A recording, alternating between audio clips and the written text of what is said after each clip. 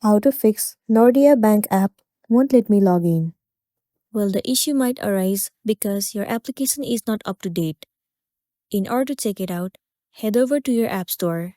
It will land you on this homepage.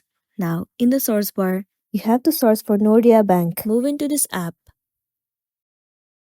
Right here, instead of open, if it shows the option of update, then your application is not up to date. In this case, all you want to do is tap on update and update your application to the latest version. Once you have the latest version of the app, now the next step you want to do is head over to the settings of a device. Move into General. Head over to iPhone Storage. You will be landing on this page. In here, you have to search for the application Nordea Bank. Once you find it, move into it.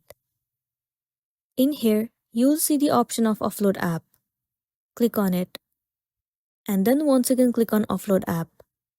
It means clearing the cache and the storage of the application.